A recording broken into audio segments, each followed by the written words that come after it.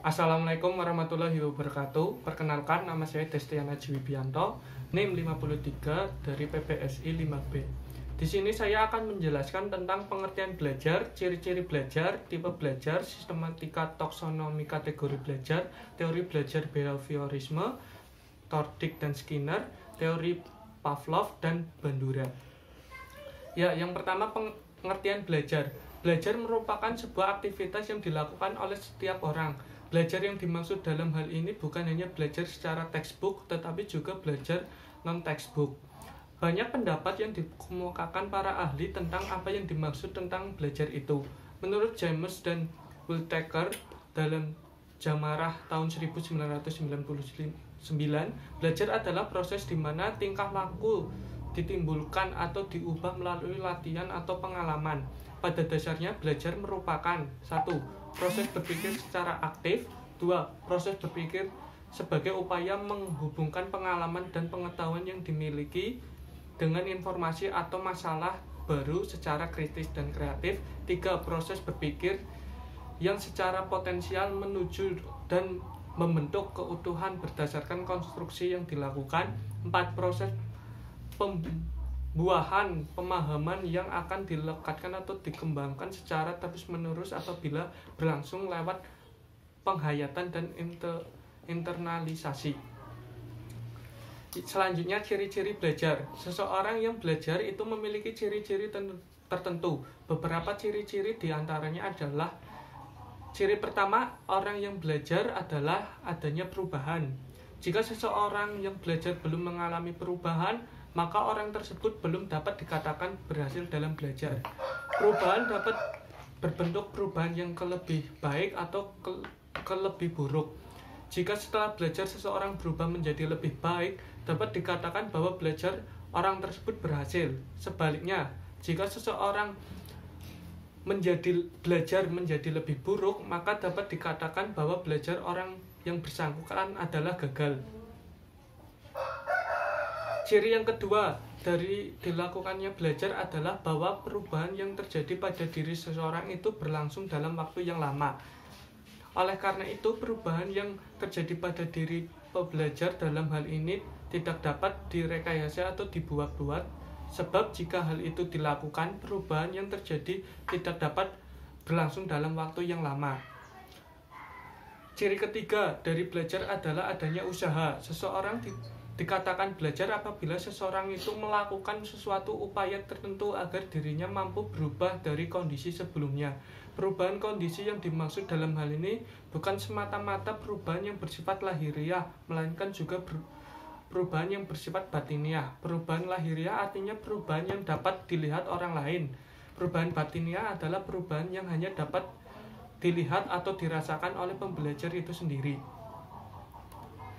Ciri yang keempat atau yang terakhir dari belajar adalah adanya interaksi dengan lingkungan. Interaksi dengan lingkungan dalam hal ini dapat berbentuk lahiriah dan batiniah juga. Faisal tahun 2009. Interaksi lahiriah dalam hal ini berarti interaksi dengan sesuatu yang di luar dirinya, dan interaksi itu dapat diketahui oleh orang lain. Seseorang yang secara lahiriah hanya duduk melihat alam dapat dikatakan belajar jika seseorang itu berpikir tentang alam yang dilihatnya sehingga dirinya nanti sampai pada simpulan-simpulan tertentu yang mampu mengubah sesuatu yang ada dalam dirinya. Ya, yang selanjutnya tipe belajar. Setiap manusia memiliki beragam potensi karakter dan kebutuhan dalam belajar. Karena itu banyak tipe belajar yang dilakukan manusia. Jesner et al. Tahun 1984 mencatat ada 8 tipe belajar. Tipe belajar yang pertama adalah belajar isyarat. Belajar isyarat adalah suatu aktivitas untuk memahami kode tertentu yang dibuat oleh komunikator atau pembuat kode kepada komunikan atau penerima kode. Menurut Jesner et al. Tahun 1979, ternyata semua reaksi spontan manusia terhadap stimulus dapat menimbulkan respon. Dalam konteks inilah signal learning terjadi. Contohnya yaitu seorang guru yang memberikan isyarat kepada muridnya yang gaduh agar menjadi tenang dengan bahasa tubuh, tangan diangkat kemudian diturunkan. Yang kedua adalah belajar stimulus respon. Belajar tipe ini memberikan respon yang tepat terhadap stimulus yang diberikan. Respon yang tepat pemberiannya dapat sebagai penguatan sehingga terbentuk perilaku tertentu. Contohnya yaitu seorang guru memberikan sesuatu bentuk pertanyaan yang kemudian ditanggapi oleh muridnya. Belajar yang ketiga, belajar merantaikan. Tipe ini merupakan belajar dengan membuat gerakan-gerakan motorik sehingga akhirnya membentuk rangkaian gerak dalam urutan tertentu. Contohnya yaitu pengajaran tari dan senam yang di awal membutuhkan proses-proses dan tahapan untuk mencapai tujuan belajar. Yang keempat, belajar membedakan. Tipe belajar ini memberikan reaksi yang berbeda-beda pada stimulus yang mempunyai kesamaan. Contohnya yaitu seorang guru yang memberikan sebuah bentuk pertanyaan yang mempunyai banyak versi jawaban, tetapi masih dalam satu bagian dalam jawaban yang benar. Guru memberikan sebuah bentuk kubus, siswa menerkan akan mengatakan bentuk kotak, seperti kotak kardus, kubus, dan sebagainya. Yang kelima, belajar konsep. Belajar mengklarifikasi stimulus atau menempatkan objek-objek yang dalam kelompok tertentu yang membentuk suatu konsep. Yang dimaksud konsep dalam hal ini sesuatu arti yang mewakili kesamaan ciri. Contohnya yaitu memahami sebuah prosedur praktek di ujian bahan sebelum pelaksanaan praktek. Yang keenam, belajar dalil. Tipe ini merupakan tipe belajar yang menghasilkan aturan atau kaidah yang terdiri dari penggabungan beberapa konsep. Hubungan antara konsep biasanya dituangkan dalam bentuk kalimat. Contohnya yaitu seorang guru memberikan hukuman kepada siswa yang tidak mengerjakan tugas yang merupakan kewajiban siswa. Dalam hal itu hukuman diberikan supaya siswa tidak mengulangi kesalahannya. Yang ketujuh yaitu belajar memecahkan masalah. Tipe ini merupakan tipe belajar yang menggabungkan beberapa kaidah untuk memecahkan masalah sehingga terbentuk kaidah yang lebih tinggi. Contohnya itu seorang guru memberikan kasus dan permasalahan kepada siswa-siswanya untuk memancing otak mereka mencari jawaban atau penyelesaian dari masalah tersebut.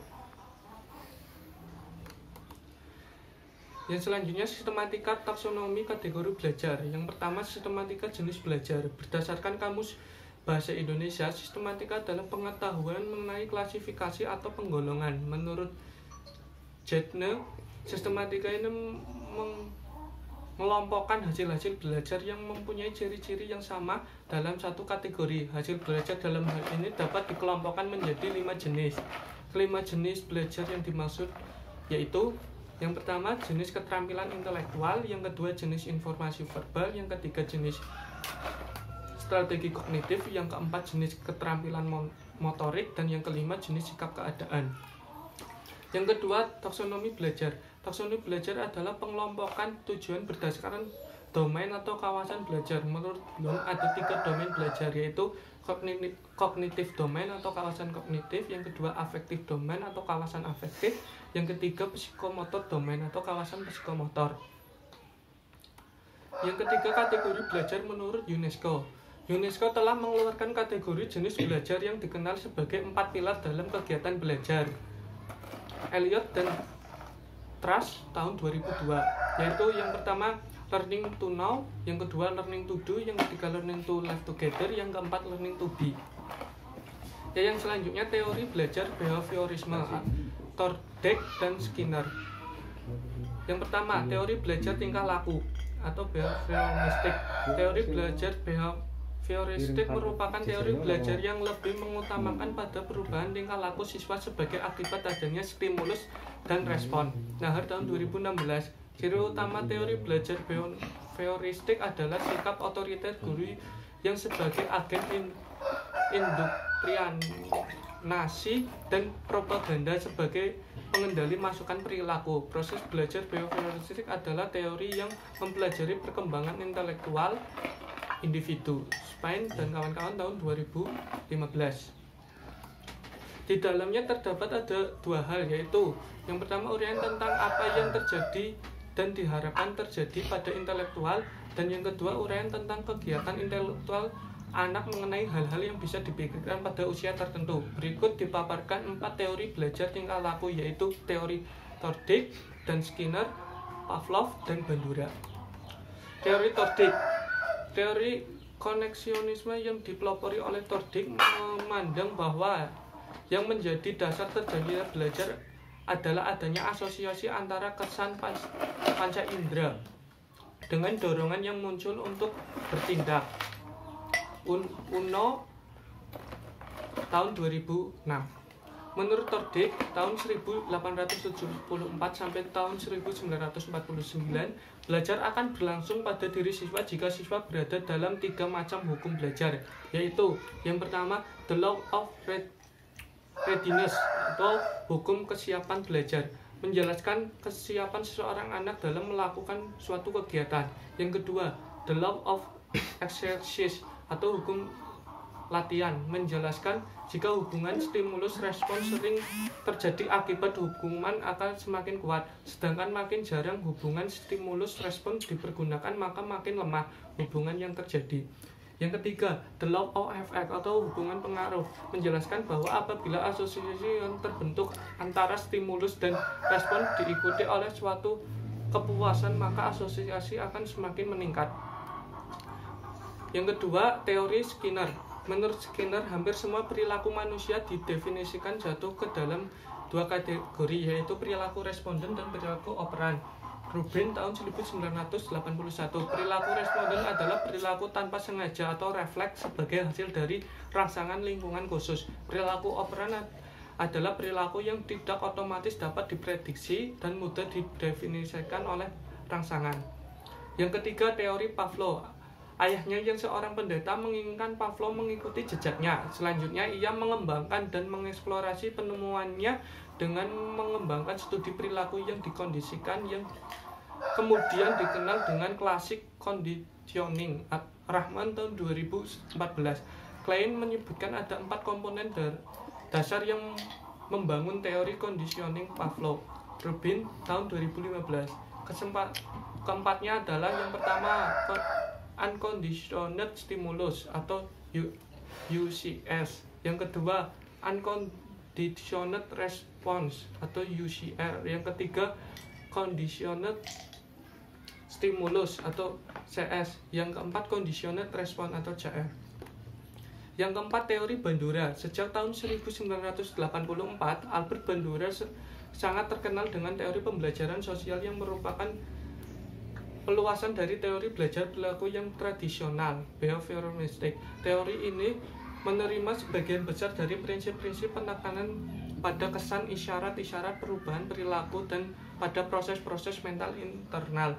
Dalam teori ini, pembelajaran sosial digunakan penjelasan-penjelasan reinforcement eksternal dan penjelasan-penjelasan kognitif internal yang memahami bagaimana belajar dari orang lain.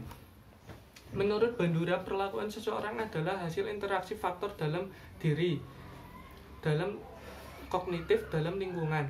Dalam teori ini, beliau telah menjalankan kajian bersama Walter terhadap perlakuan anak-anak apabila mereka menonton orang dewasa memukul, mengetuk dengan palu besi, dan menumbuk sambil menjerit-jerit dalam video. Setelah menonton video, anak-anak ini diarahkan untuk bermain di kamar permainan yang di dalamnya terdapat patung seperti yang ditayangkan dalam video. Setelah anak-anak melihat patung tersebut, mereka meniru aksi-aksi dilakukan oleh orang yang mereka tonton dalam video tersebut.